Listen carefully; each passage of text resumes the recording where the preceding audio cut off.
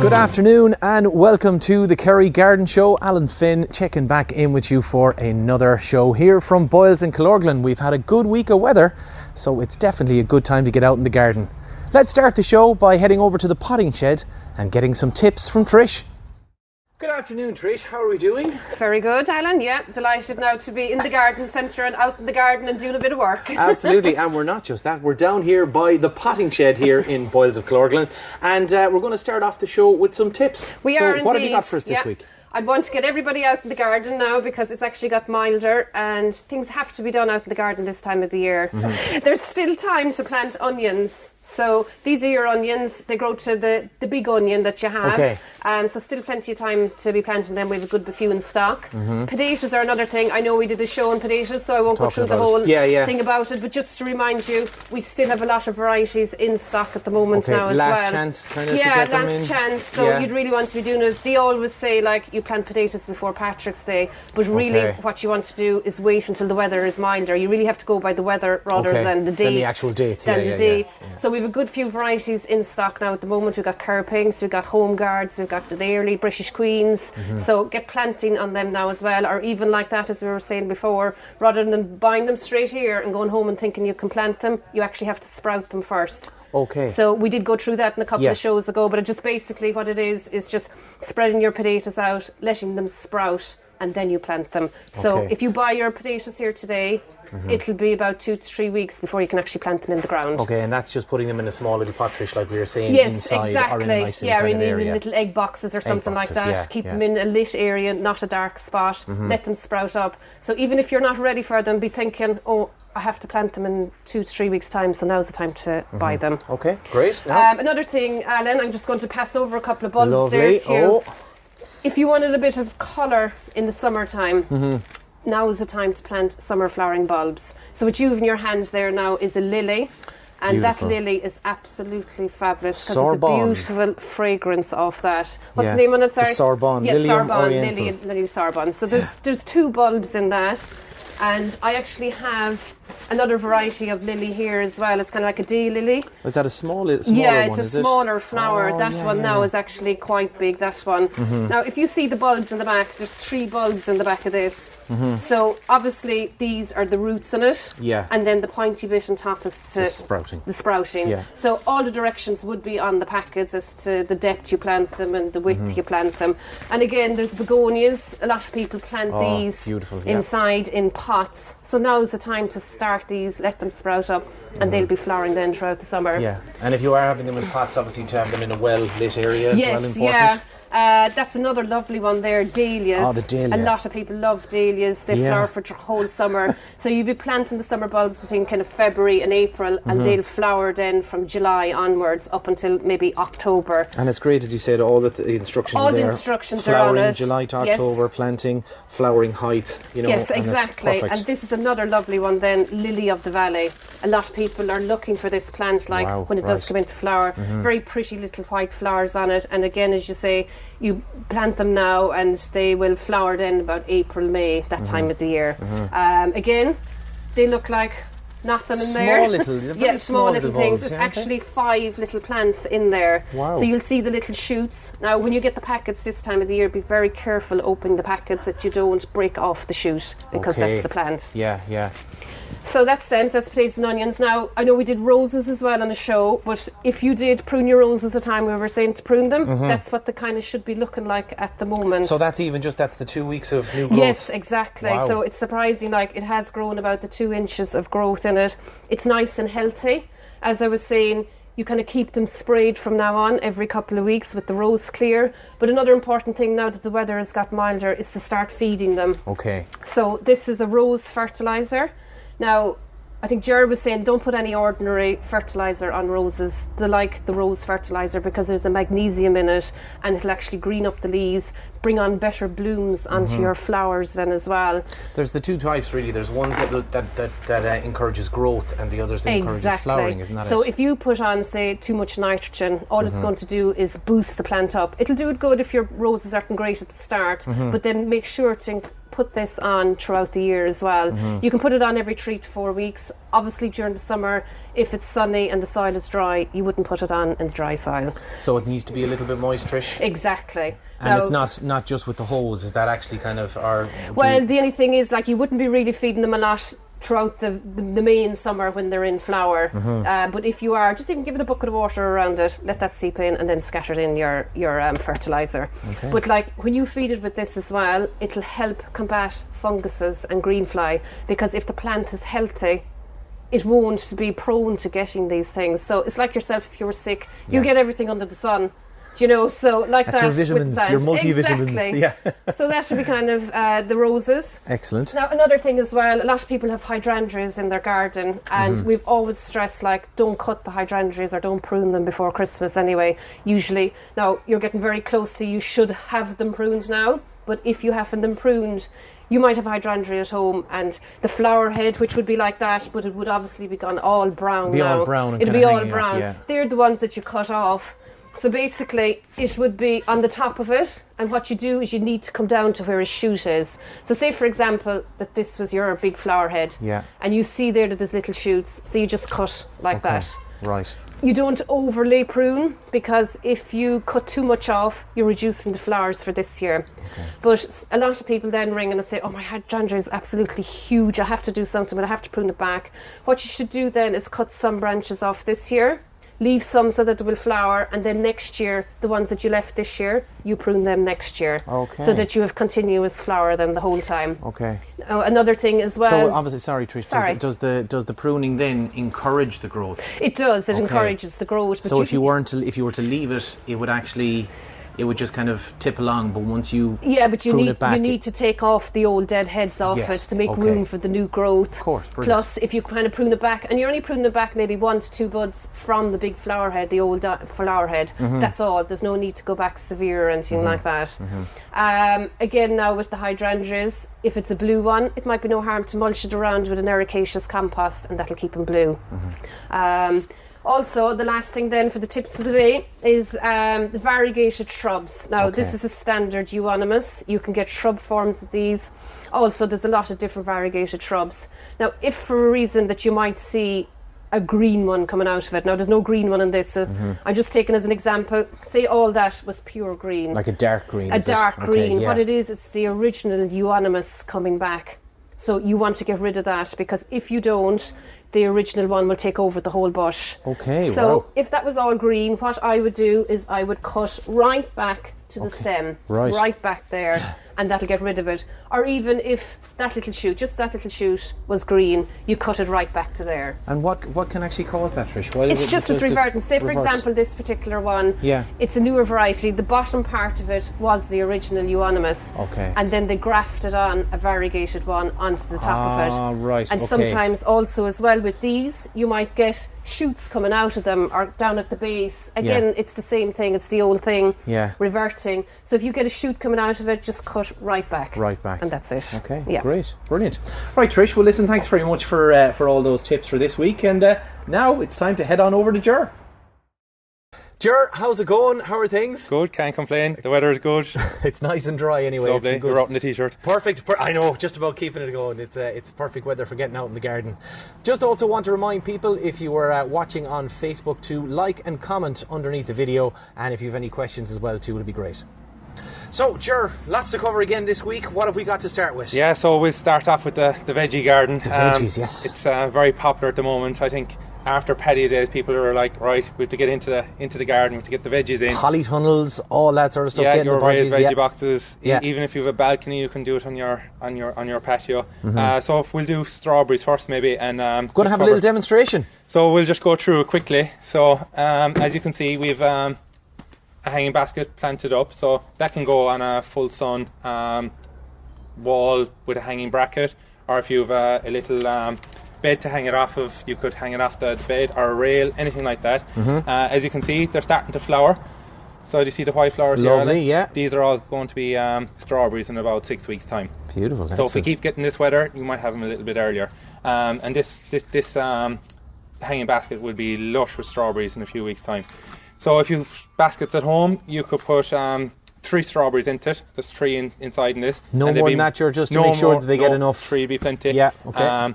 And just to regularly water it in. If you've got a window box, this is a 60 centimetre window box here. We've layered this with an inch of stone in the bottom of it, just for drainage. It's a good multi-purpose compost. It's a Jack's Magic. And literally, just before you plant, just get a nice slow release fertiliser. Okay. Just give it a little sprinkle, and that'll keep it fed until you start putting on your tomato food, maybe in mid-April. Okay. So just give that a good mix with the soil. Getting all down and dirty, Jar. Come on. That's it. So just give the pot a little squeeze before you take it out. Yeah. So that's there. You can see the roots. You don't want something that's well rooted. Literally, just put your hand in, quick little hole, and just firm it in. It's as easy as that. It's brilliant. Very, it does very look quick. pretty easy, Jar. You're making it look easy. So with these, with a 60 centimetre window box, you can get about 3 strawberry plants into it. So 3 is the magic number, really, isn't it? 3 is the magic number. 3 is the magic number. Again, with the likes of your window box, you can get your lettuce. Yeah. And you can plant, again, when you're taking out the lettuce, don't pull, because you'll pull the plant you pull the leaves apart. off. Yeah. So just give it a little squeeze, and the plant will come out, no problem at all. And literally, you can plant it. Same thing again. As simple as that, and you get maybe 4 into a little window box. Okay. If you're doing raised boxes, literally just in a straight line, about 6 inches apart. And it's important you kind of keep them together as well, Ger, wouldn't it? It's kind of good to have, like, maybe I'd say 2 rows of lettuce and then your 2 rows of strawberries. 100%. And let's say if you're doing a row of carrots, maybe have your onions on the next row. And maybe garlic on the other side of it, or onions again. Is that a complementary thing? It is, because the scent off the onions will keep the carrot root fly away. So you don't want to be bringing the carrot root fly. So it's just a little trick. If your space is limited, just every second one. Carrots and onions, and that'll keep your root fly away. Mighty, great stuff. The other thing then is with the likes of the lettuce. Yeah. You've your problem with your slugs. There's slugs. We want to keep those slugs away from eating them. Straight away, because we've had a relatively mild winter. Usually you want a good hard frost to get rid of a lot of the slugs. We haven't had that. Okay. So as once you put down your lettuce or anything that's leafy and juicy for the slugs to eat, just put down a few slug pellets. The one I have in my hand here is an organic one. It's a certified organic. It's not harmful to birds.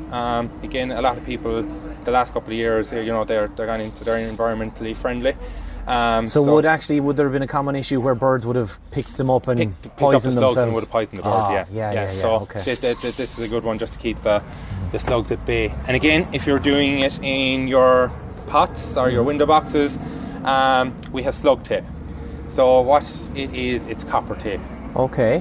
Slugs can't travel across copper tape. Right. So if you put it along the rim of the pot here, here, the outside, they won't be able to climb up over. Great stuff. And that goes for all your pot plants as well. Yeah, excellent. Now you're also telling me about this one. This is Primazor Turbo. Yeah, so the Primazor Turbo, it's a brilliant weed killer. Let's say if you're putting out Roundup and you're putting it on your pats, Roundup only kills on contact. So the idea with the Primazor Turbo, it gives season-long control. Season long. So it's a long lasting. So if you put it out from now through till April, it puts a seal over the ground, so it stops all emerging weeds. So it's great stuff. Instead of going out every 6 weeks with your Roundup or every 2 months, just do this now, and that should keep you going till October. Brilliant. And again, you can put it on your in your flower beds, but just make sure you're not getting in contact with any leaves. Any leaves, okay. And again, is it dilution levels very important? Yeah, so you just always with weed killers or any products like that, just go through the instructions in the back. It's about 8.5 mils to a litre of water.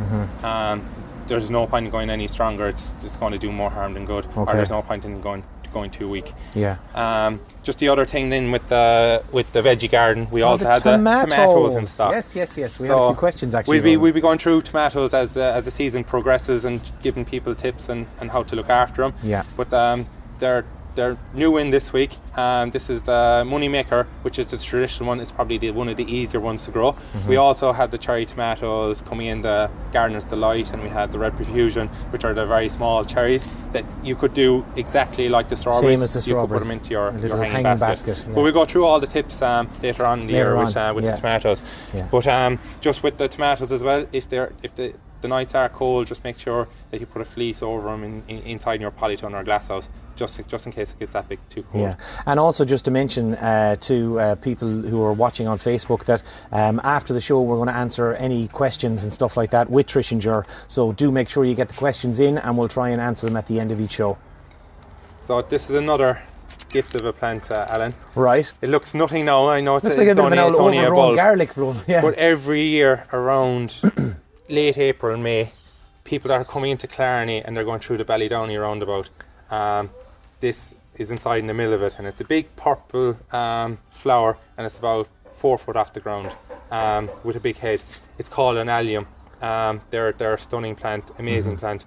But again, if you want that bit of colour, yeah, let's say if you have a lot of low growing plants and you just want a little pop of colour to come out, or maybe a foot above your colour.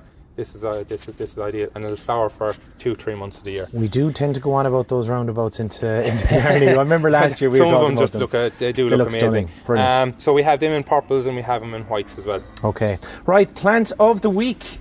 So we have two. We have two, but they're actually the same plant, but just different colours. They come in many different colours. So these are called Sinettis. Again, they're like a daisy. They come in pinks, purples. Some come with pinks and maybe a little tinge of white going through them. But again, for your pot colour this time of the year, especially through Easter and into May, they're brilliant. So just a few tips with them. When you do plant them, just make sure that you have plenty of grit in the bottom of your pot, or if you're planting them into the soil, make sure it's a well-drained soil. The other thing is when you're deadheading, if you just look in there, Alan, if you pinch them, let's say here, right, I'll just pull it there. You want to take a good bit of the flower head, because with that, if you pinch it here, you're not going to get a flower to repeat here. Okay. So pinch them down and give them a good feed of tomato food, maybe early April, and you get blooms right through early summer. What do you call it again, Ger? Sinetti. Sinetti. Great. We'll be talking about deadheading, no doubt, numerous times throughout the season. Listen, with plants like that, deadheading is the most important, because if you don't deadhead, you're just going to have spent flowers on the top of them and nothing to replace them. So keep deadheading, keep feeding, and you'll be rewarded. Brilliant, great stuff. That is pretty much it for the garden show here on Radio Kerry. So from myself, Alan, and from Trish and Ger here in Boyles and Killorglin, thanks very much. Happy gardening. Hello and welcome to the Garden Show Extra, where we're going to be answering some of your questions that you sent in. Do remember that you can watch all the videos on our Facebook page. The Garden Show parts 1 and 2, and part 3 of course will be up as well too soon, and this will be a little questions and answers we'll have with Trish, who is joining me again. How are you, Trish? I'm very good, thank you. Good stuff. So we had a few questions coming in from listeners. The first one was about a listener who was looking to replace a hydrangea. And wanted to know what she needed to do. That's right. I think as far as I could gather, she had a shrub bed and some shrub had died out of it, and she wanted to put a hydrangea in the inside of it. Now, the only thing is, if your shrub that was there before is quite large, just make sure you take it all out, including the root system. Take out as much as the root system. So you might have to dig quite a big hole to get it out. If that needs be, when the old shrub will come out, it's going to drag an awful lot of the soil with it. So you need to replace the soil. So replace it not just with compost, but with topsoil as well, because compost will just dry out too much, whereas the topsoil will give the structure to the soil. So put in your topsoil, and again, as we were always saying, if it is that she wants a blue hydrangea, then you'd have to put in the peaty ericaceous soil. But if it's the pink or the white, any soil will do. So you could use Jack's Magic or John Innes. Just mix it in. A little bit of a slow release fertiliser or the chicken manure. You could put a fistful in, mix it in with the soil, and you could plant away and be quite happy then. Great stuff. Okay. Now, polytunnels at the moment, there's a lot of people kind of preparing, and of course we've covered some of the things that are covered in. But Eileen got in contact and is wondering, what are the best varieties of peas and tomatoes to grow? Okay, well, your peas now, there's a nice one called Cleven Wonder, or there's Durst. They would be two varieties. Peas are quite easy to grow. Even if you did have the space outside, you're probably better off to put them out. But obviously, when you have your polytunnel, you want things to come a little bit earlier. So you can put in your seed. Now, the seed in that is like a little pea. They can be quite hard, so sometimes you're better off to steep them in water overnight before you plant them. Okay, so it's just to kind of soften them before you put them into the ground. It swells them up, and it brings on the germination of the peas that little bit quicker. So you'd put them in a row going out and plant them, say, maybe about 6-7 inches apart. But once you see the little shoots coming up, put in a cane or put in wire system or something, because they'll need the support. Because if you don't do it, what will happen? They'll just all and they'll tangle with each other. And so have your support up and let them grow with that. Okay. The tomatoes then we have, as Ger was saying earlier, we'd have the money maker, which is the normal tomato, which is the common one, very hardy, easy to grow.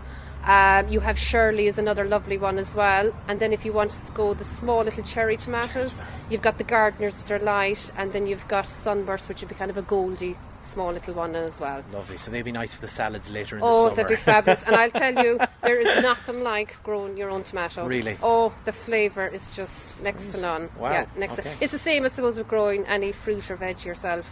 The taste is far superior. Brilliant. Because you know what you're putting on it or not putting on it, as they say. Yeah, okay. And our final question came in from Monica, who is probably, like a lot of people around the county, having a little bit of problem with deer, and is wondering, is there any sort of plants she could put down, or shrubs that would deter deer from coming into her garden? Okay, yeah, deer can be quite a problem, all right. I mean, you know, you could put up the big fences, but not everyone can do that. No, not everyone can do it, yeah. Beech hedging, we're finding that they don't go near at all. So if you were to put your perimeter plant as your beech hedge, that would stop them then from coming into the garden straight away. But if you can't do that and you have a small garden, there's no room for hedges or anything like that, deers don't like odours. So you're talking about something like planting plants that have a lovely scent in it, like choisia, which is a Mexican orange blossom.